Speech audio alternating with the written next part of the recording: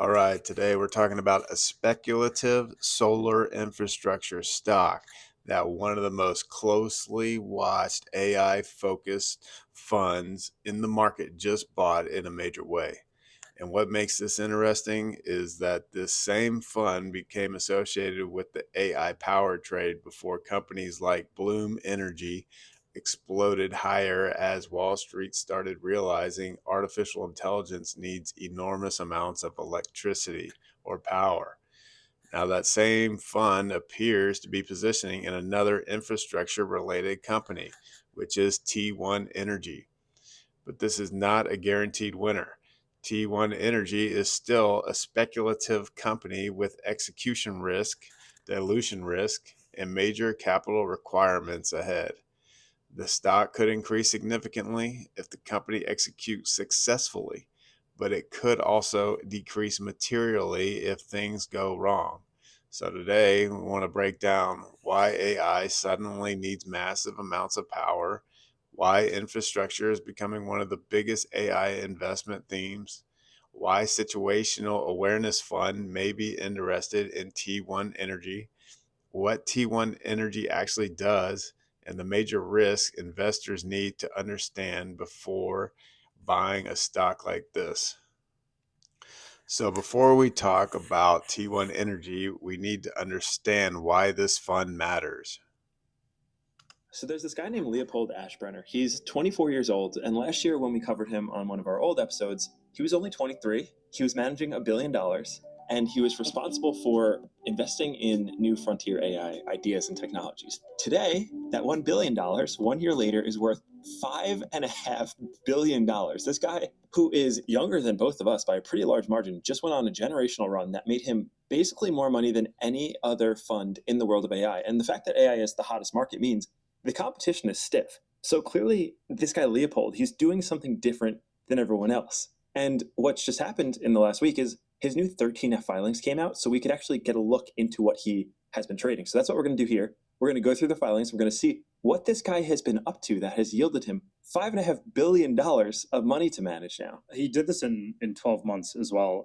So his fund started at the end of 2024 at a right $255 million. And then within 6 months, he had outperformed the S&P 500 by 8 times, growing it to $2 billion. So, the Situational Awareness Fund became known in AI infrastructure circles for focusing on second order AI winners, not just obvious companies like NVIDIA, but the companies that benefit because AI requires physical infrastructure, things like electricity, cooling, data centers, industrial equipment, and power systems. One of the names associated with that theme was Bloom Energy. As AI infrastructure spending accelerated, the market started realizing that AI data centers require enormous amounts of reliable electricity. Bloom Energy became one of the biggest winners from that narrative. Bloom Energy provides on site electricity using solid oxide fuel cells. Now, investors are asking, is Situational Awareness Fund looking for the next infrastructure layer before Wall Street fully prices it in?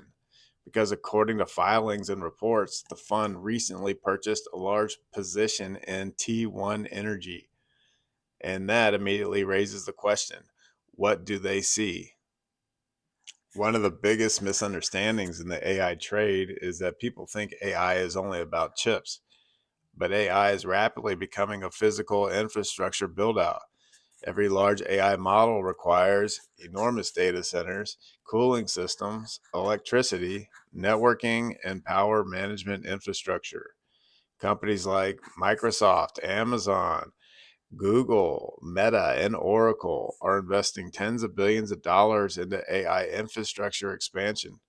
Some projections now suggest AI data centers could be one of the largest sources of electricity demand growth over the next decade. And that's a huge shift because for years, electricity demand in many regions remained relatively flat. Now, suddenly, AI is changing that equation, and that's creating pressure on utilities, transmission systems, manufacturing, and energy infrastructure. This is why investors started paying attention to nuclear, natural gas, power equipment, grid modernization, and domestic energy manufacturing. The market is starting to realize if AI doesn't need chips, that it doesn't need chips. It needs entire industrial ecosystem behind it. Now let's talk about T1 Energy itself. Excited than to be here in Dallas at the T1 5 gigawatt state of the art module manufacturing facility. Solar was invented by Bell Labs in the 1950s, and it's just amazing to see state of the art solar manufacturing coming back home. I'm here with Daniel Barcelo, CEO of T1. Thanks, Dan. And we're equally excited to have Next Tracker as we bring on domestic frames. We're bringing back solar to the U.S. We acquired this late last year, and it is the United States', if not the world's, most modern solar module manufacturing facility. We're pushing through capacity of 5 gigawatts. This is what it means to bring back manufacturing to America, and also about bringing back supply chains to America. Talk about your raw material from your silicon, the wafer, and your frames. We get our polysilicon from Hemlock Corning out of Michigan. We have agreements for polysilicon and for wafers also from Michigan. Russ Hyman, it's amazing how Clearway's built out their fleet over 10 gigawatts in the US, and you're building a couple gigs a year. What are your impressions of this module factory, and why are you interested in these advanced frames we're doing? Yeah, thanks, Dan. That's a beautiful facility. It's great to see such high quality modules produced right here in the US. And it's really exciting to see this new collaboration with Nextracker and T1. I think it's like leaps and bounds going to create more opportunity and innovation for this module. It's going to be stiffer, more resilient, going to survive longer in the field. The added domestic content is what we need on our project. And I think long term, this new partnership that you guys have created is a huge opportunity to drive future innovation between the module design and the tracker interface, something that really hasn't been done successfully to date. And if anyone's going to pull it off, I trust you guys will do it. So I'm really excited to be here, really excited about the future of this T1 module. We think of product design as integrating all the components, not a bunch of separate components that are put together. And so that's really the next level. And we're really looking forward to doing great things together. Thank you, Ross and Clearway. And congratulations, Dan Barcelo, on this amazing achievement here at the T1 factory in Dallas. Thank you. And just to avoid confusion, this is not TE Connectivity. T1 Energy is a completely different company focused on domestic energy manufacturing and solar infrastructure. The company is attempting to build large-scale U.S. solar manufacturing capacity, which includes solar module production, domestic manufacturing facilities, and vertically integrating infrastructure expansion. One reason this matters is because the United States has been trying to reduce dependence on overseas manufacturing for critical infrastructure components. That includes semiconductors, batteries, energy systems, and solar manufacturing. T1 Energy is attempting to position itself directly into that trend. And if AI driven electricity demand continues accelerating, America may need significantly more domestic power infrastructure over time. That appears to be part of the broader thesis. Hi, Lauren. Let's talk about the hottest energy stock in the market right now after Leipold Brenner revealed that he initiated a $44 million position in T1 Energy. So, for those unfamiliar with what T1 Energy does, they're trying to become a scaled US solar manufacturing platform. And the best way to think about this is TE already has a 5 gigawatt solar module facility in Dallas. They call that G1 Dallas. And the bigger opportunity is actually going to become their planned solar cell facility in Austin that they're calling G2 Austin. The best way to think about the differences between these two facilities is G1 Dallas assembles the solar modules, while the G2 Austin allows the T1 to produce its own domestic solar cells. So that, to me, is where the story gets a lot more interesting, because if the company can bring G2 online, then G1 becomes a lot more vertically integrated, because becomes less dependent on imported cells, it better positioned for domestic content incentives, and potentially a lot more valuable to the U.S. utility scale customers. That's why I really have a hard time thinking of T1 Energy as more of a solar module story, but actually more of a speculative energy infrastructure story tied to three themes I care about a lot right now, and not just me, but the administration and the market. The first theme is obviously U.S. power demand. I mean, that is every 3 months we get reminded through earnings cycle of how much power we still need and how early we still are in this AI build outs. Next one's domestic manufacturing. I mean, if that's the number one conviction area that this administration wants to build on, is having manufacturing in the USA. The third thing is the physical energy build out is drastically under discuss of how badly we still need it to support the AI data centers. I mean, this is one constraint that you can't just throw money at. You really need specific pieces to come together for the data center build out to really hit its max potential. And why is that? I mean, the US just needs more power. AI data centers, reshoring, electrification, grid modernization, they're all pulling the same constrained energy system. Solar and storage are not the only answer, but they are going to be part of the answer because they have the ability to be deployed faster than a lot of the other sources of new generation. And that matters a lot for T1 because utilities and developers and hyperscalers increasingly want US made supply that can avoid any kind of foreign supply chain risk, potentially qualify for some type of domestic content benefit as well. So I think the stock is very interesting because if T1 executes, the market's going to eventually stop valuing it like a messy solar manufacturing company in a bridge year and start actually valuing it into one of the few scaled US solar manufacturing platforms positioned for the AI power cycle. So that Now, this is where things become very important for investors to understand because infrastructure stories often sound amazing in presentations, but scaling them is extremely difficult. You'll constantly hear the word CapEx. CapEx stands for capital expenditures.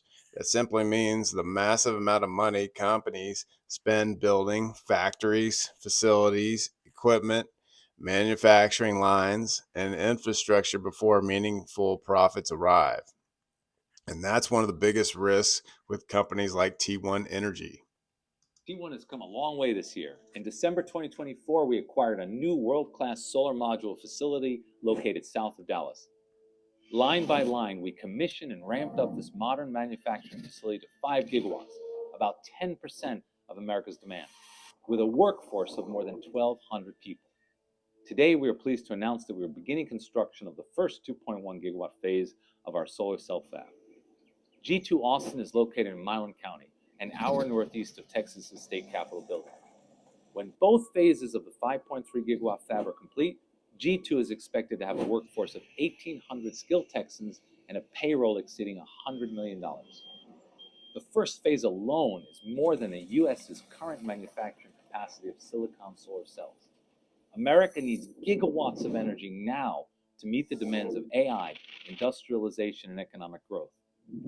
Solar is the only technology that can scale today at that rate, and it should be built in America. So building a manufacturing capacity at scale is expensive. It's very expensive. That means companies often need financing, debt, or additional stock offerings to raise capital. And when companies issue more shares, existing shareholders face dilution. This is why speculative infrastructure stocks can become extremely volatile. The upside can become enormous if the execution works, but the downside can also become severe if the business struggles operationally or runs out of capital. This is why part of the story that I think the market is still trying to understand is AI may eventually force America into one of the largest infrastructure expansions in decades. Because if AI data centers continue scaling globally, then electricity demand rises, grid pressure increases, domestic manufacturing becomes more important, and infrastructure bottlenecks become investment opportunities. And that's why second order AI plays have started gaining attention, not because they make AI chips directly, but because they support the ecosystem around AI.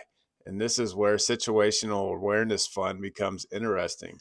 The fund may be looking beyond semiconductors, GPUs, and obvious AI names towards infrastructure required to support the next phase of the AI economy. And again, this does not guarantee success for T1 Energy, but it may explain why speculative infrastructure stories are beginning to attract attention. Now let's talk about the risk, because this is absolutely not a low risk investment. This is a name that's landing on my watch list, and I think what I'm looking for next to see if I feel comfortable enough initiating a position is I think I really need to see what the G2 financing is. I mean, this is like the probably the biggest near-term catalyst. I think that if T1 can secure the remaining funds on a reasonable terms, the stock has a much cleaner path to actually re-rate, because I have the ability to start focusing more on the construction progress and less about solvency risk or how much cash they have in their balance sheet. The second thing I'm also watching is going to be the construction progress at G2 Austin. Management is targeting the first cell production in Q4 this year. If the timeline slips or even just gets delayed a couple months, I do think that pushes the whole 2027 earnings power story way out the window. And I think that the stock is going to be a bit anchored around the $6 to $7 range, maybe even testing $5 again if that happens. So T1 Energy still faces execution risk, financing risk, CapEx risk, dilution risk, policy risk, and solar market volatility. The company still has to prove it can scale manufacturing efficiently, and large infrastructure expansions are notoriously difficult. If execution breaks down, or if financing conditions worsen, or if policy support changes, the stock could struggle badly. And that's why this should be viewed as a speculative infrastructure play, not a guaranteed winner.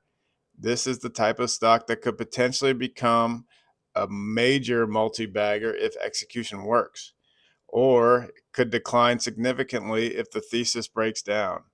And investors need to understand both sides of the equation.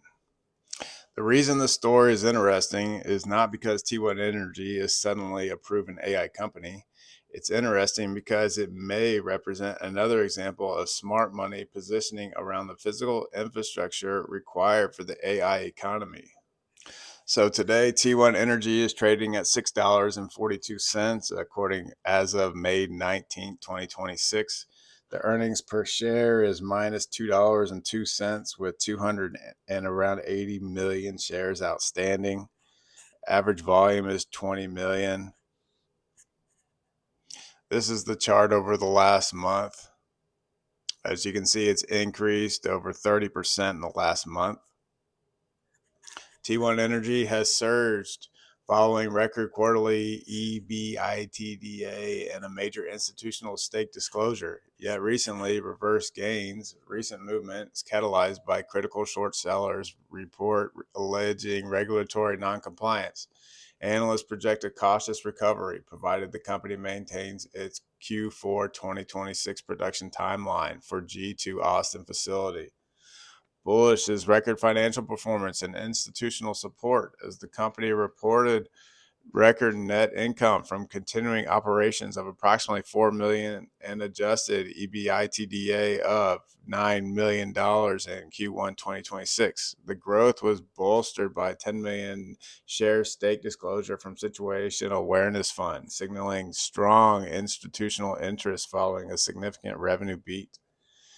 Bearish short seller allegations and regulatory risks, as a report from Fuzzy Panda alleged the company is facing federal subpoenas from the DOJ and SEC regarding unearned tax credits and custom documentation. The report suggests potential accounting restatements and construction delays, causing a recent double-digit percentage decline in the share price. So the market already understands that AI needs chips.